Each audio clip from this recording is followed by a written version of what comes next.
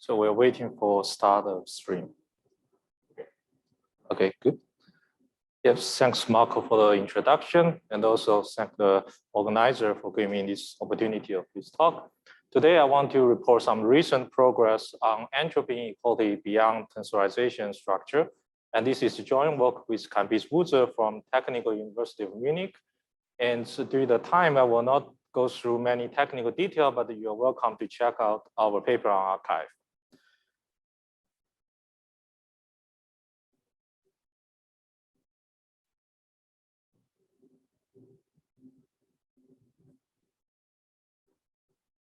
Okay, thanks. All right. Yeah, so I want to start recording two fundamental entropy inequality. The first one is a strong subadditivity state that for tripartite state rho is conditional mutual information is always non-active. This is a property about the rho being a state on the tensor product system of A tensor B tensor C. And then the next one is the famous data processing inequality, also called the monotonicity of relative entropy. It stated that if we input two states into a quantum channel, then the output two state will always have a relative entropy none greater than the input two states. And throughout the talk, I will focus on discussing entropy inequality about this relative entropy. So here I record the definition here. And the overview of this talk is that I will start with a refinement of data processing inequality via the so-called strong data processing constants. And I'll also talk about a generalized strong subadditivity beyond the tensor product structure called approximate tensorization. And at the end, I will talk about the application of these two on quantum Gibbs sampler.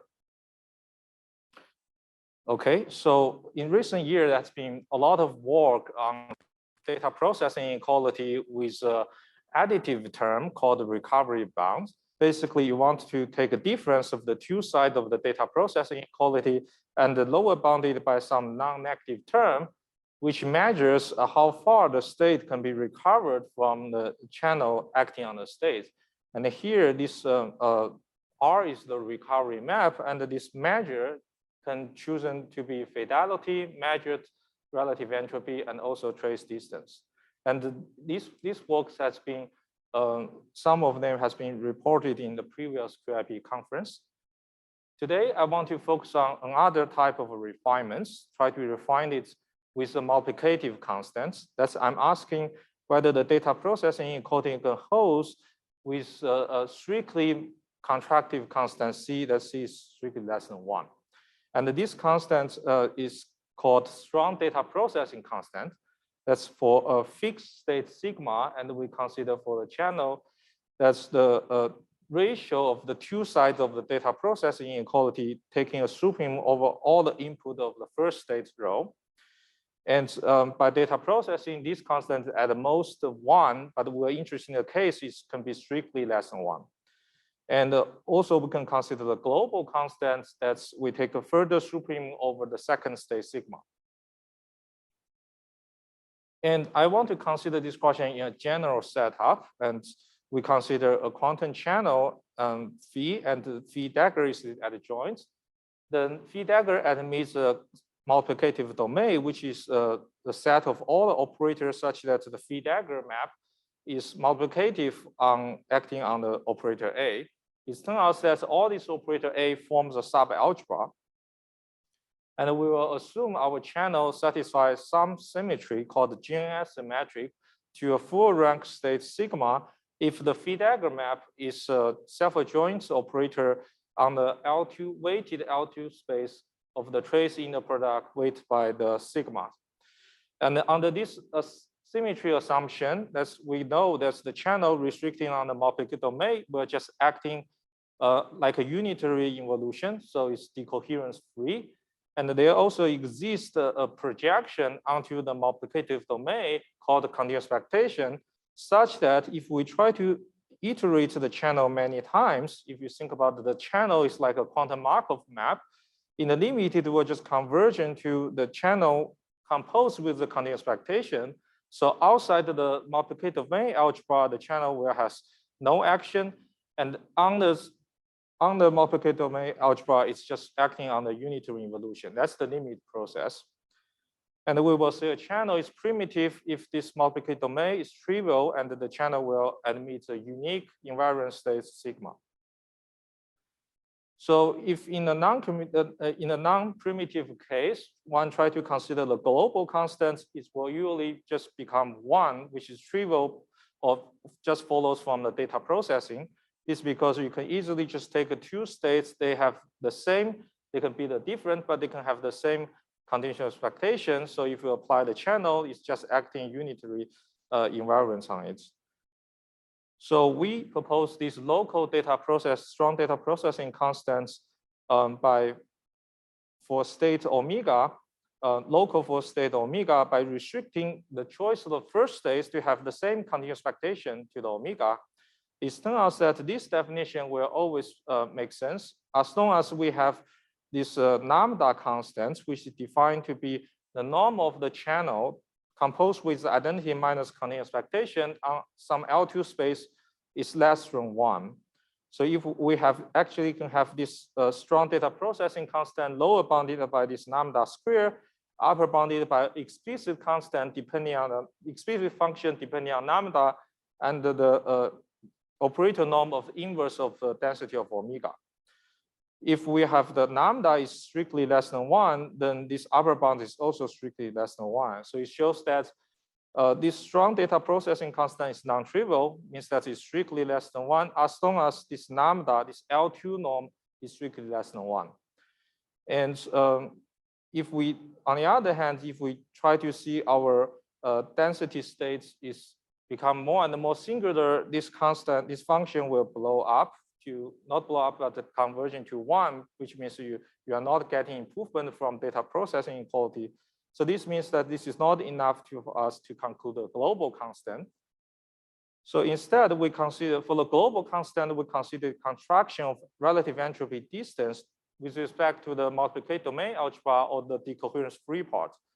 This is defined to be the relative entropy from rho to its continuous expectation, which is also the relative entropy from rho to state omega. That's omega is invariant on the continuous expectation. And then we can consider the global contraction constant for this relative entropy distance, which is defined to be the ratio of the relative entropy distance before and after a channel and taking supreme of all the input rho. Or you can also think this is just taking supreme of the local SDPI constants for all the states omega that is invariant on the continuous expectation.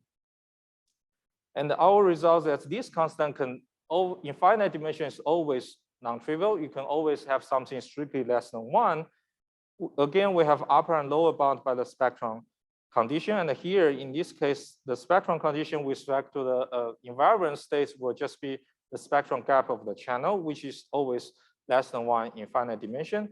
And here, we can, for the upper bound, we can replace the infinity norm of inverse density of omega by the Pim's-Popper index, which is defined to be the smallest constant C, such that the state rho is marginalized by its continuous expectation up to the constant C. One can also equivalently understand this just as taking supreme of the exponential of the max Dmax relative entropy. So this constant, this index is also always finite in finite dimension. So we get our upper bounds is always strictly less than 1.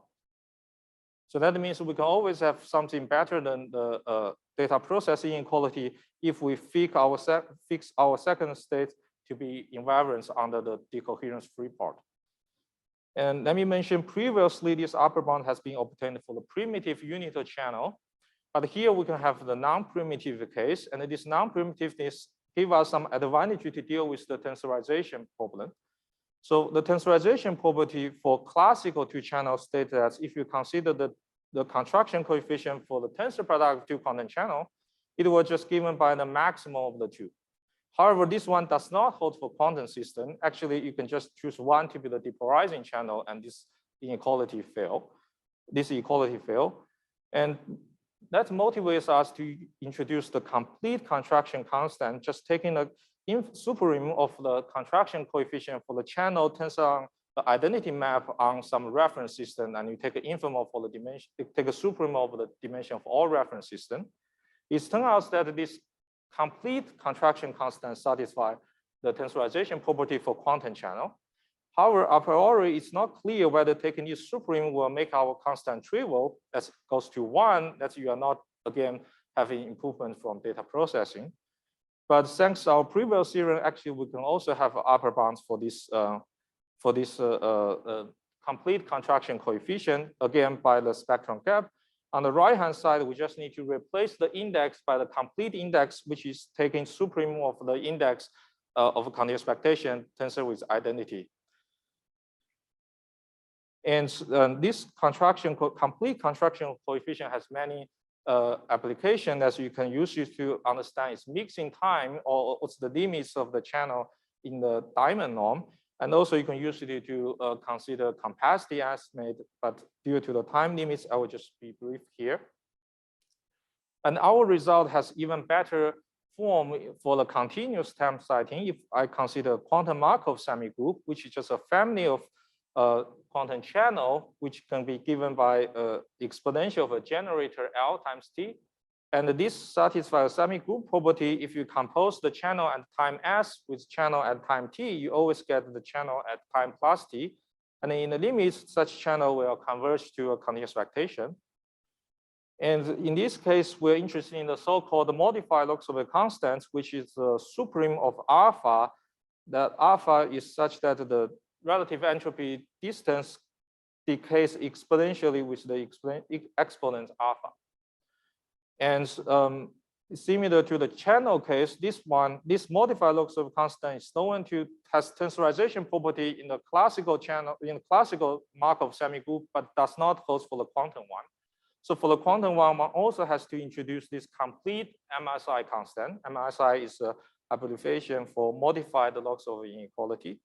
And it turns out that if we introduce again this complete constant is tensor stable for the quantum system. And for this complete modified Rouzé constant, we know now it holds non-trivially for every finite dimensional quantum Markov semigroup, satisfy the GNS symmetry we assume at the beginning. So we have it can be upper and lower bounded by the spectrum gap of the generator. And the lower bounds is losing up to a complete index, which you have seen in the previous slides. Let me illustrate this bound a little bit for the primitive case when our subalgebra, the decoherence-free subalgebra is trivial and the continuous expectation just normalize the trace. In this case, the complete index is maximized equals to dimension square. And the lower bounds, which is the interesting part, is lower bounded now by the spectrum gap divided by dimension square. And this can be compared to the previous result obtained from hypercontractivity, that they can have the non-complete constant lower bounded by the spectrum gap divided by log of the dimension. So but our constants, of course, can govern not only the semigroup, but the semigroup tensoring all the environment system. And also it has tensorization property, but it remains open as whether our result can be improved to the same asymptotic depending on the dimension, to the one of the log of the dimension. That is remain open. Okay, now I want to go to the second part, the complete approximate tensorization. So I will start reformulate the strong subadditivity using relative entropy. If we denote the tau as the complete mixed state on system, the SSA can be reformulated as the relative entropy from a tripartite state rho to mixed state tensor is marginal on C is upper bounded by sum of the relative entropy from rho to mixed state on B marginal on AC plus the rho to mixed state on A marginal on BC. So the relation is that if you take the BC here, and AC here, their common part C is what appear on the left-hand side. So this has been observed by paths that this can go beyond the tensor product system, go to the subalgebra. That's now if we have two subalgebra and the N is the intersection subalgebra, then one can have the relative entropy to the intersection can be upper bounded by summation of relative entropy to each subalgebra. And this holds if and only if the continuous expectation into each subalgebra commutes, or they satisfy the following commuting diagram for the commuting square condition. So this is, of course, very nice characterization of SSA inequality in the subalgebra case, but it's natural to consider whether what we can have if this commuting square condition does not satisfy exactly. And actually, this has been used in study classical lattice spin system. Motivated by that, we introduced this complete approximate tensorization. Here for the complete is again to consider all the reference system, some Hilbert space, and the bipartite state row from the system M tensoring with the environment system such that the relative entropy row to the intersection subalgebra, and it can be upper bounded by the relative entropy to the each individual subalgebra, and losing a constant C that's possibly greater than 1. So if it's equal to 1, it's the exact the commuting square condition. And we can have upper and lower bounds for this constant. In particular, this constant is always finite in finite dimension. And here, important L2 norm relevance constant is this clustering constant, which is the norm of the e to n1 composed e to n2 minus e to the intersection. And this constant in finite dimension is always strictly less than 1. In particular, our bound has an advantage if that you have this lambda goes to 0, that means we're approximating the commuting square case, then our constant C will goes to 1, which recovers the SSA. And beyond of the intersection of two algebra, we can consider more than 2, actually a family of subalgebra, and we took n again as the intersection of the family. Then we're going to have the relative entropy to the intersection is upper bounded by the summation of relative entropy to each individual subalgebra, and losing a constant possibly greater than 1. And we also have an upper bound for this case. And in this case, actually, we have a better dependence on the index, which is just log dependence of index. And here, the L2 condition lambda is the norm of the average of continuous expectation, subtracting the continuous expectation onto the intersection. And this gives us a way that we can have not only the tensorization of a complete logs of constants, but also consider a semigroup whose generator is a summation of generator. And each generator has a kernel given by the subalgebra. Then we can have the MSI, complete MSI constants, lower bounded by the minimum of each individual generator. And this will be the tensorization, but now we're in the approximate tensorization, so we're losing these constants here from the approximate tensorization. And this has been used in the joint work by Chen and Brandau, which is a talk happening in a parallel session right now. And to conclude, I just want to mention this example of the Gibbs sampler. That's in a realistic system environment coupling, our system is always in a dispersive dynamics. That's if for every vertex we assign some local Hilbert space, then our generator L is just a global generator L is just a summation of local generator L just interacting with neighborhoods. And then we have the system size N. And our dynamics always push the states, every initial state to the Gibbs states, which is for the Hamiltonian, that is local and mutually commuting. And we are interested in the mixing time of the system, which is the smallest time t, such that the system for any initial state will be close enough to the Gibbs states. And the standard tool to study is to use the spectrum gap.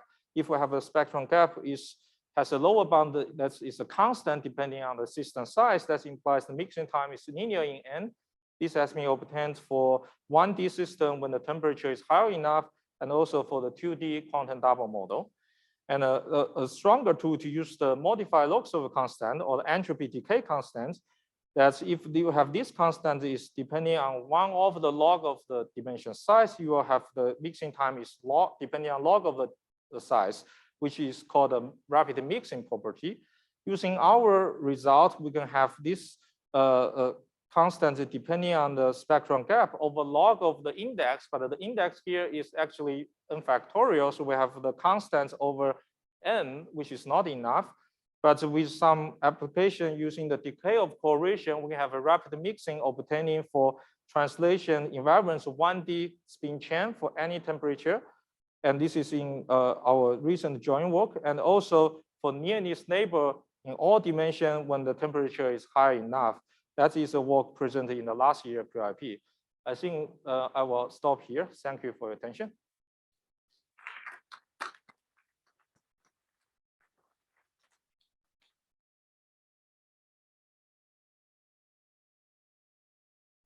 So in the first part of the talk, you were considering non-primitive but unital channels. Am I right? Consider what? Non-primitive but unital, right? Oh, I can consider non-unital. Just we need this gene asymmetric. Okay, so Yeah, we don't need the the unital for the assumption. You don't need it. Okay. Yeah. And also for this complete approximate tensorization, what is the sort of application you have of it? If you have that, then you can have this property. So this constant, if you have this constant, you can have approximate tensorization for summation of generator of a semigroup. Previously, you can only do the tensor product of semigroup. Now you can just use summation of the semigroup. Yeah. Thanks.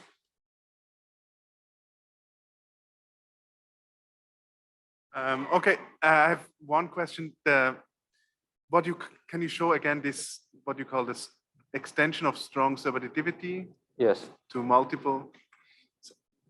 So in what sense can I understand this as a strong subadditivity statement? Because strong subadditivity obviously as a, yeah, okay. Yeah, strong subadditivity entropy is about entropy. You can rewrite this one, use only entropy term. If the continuous expectation are all unital, then you can have an entropy term. You basically have a 4 entropy, you have the entropy of 2 intermediate algebras subtracting entropy of the largest algebra subtracting entropy of intersection is non-negative. So you have something exactly like a conditional mutual information. Okay, and it does not follow from the subadditivity. It does not follow. So actually, it's also not hard if you're assuming this condition. So this in the A tensor B case, tensor C case is automatic because you have tensor product system, partial trace commuting. And then now actually pass observe it as you just need this one. And we find that it's also if and only if you need this one. Okay, I'm just wondering about the relation between this and the so-called non-Shannon entropy cones or entropy cone problem. So maybe there is a connection. A non-Shannon entropy, you mean well, other no, non-Shannon entropy inequalities and the entropy cone. But the result here could extend to some of generalized entropy, but not to the path range that we don't know. Yeah. No, maybe we take it offline. Okay. Thanks again for a very nice talk. Thank you.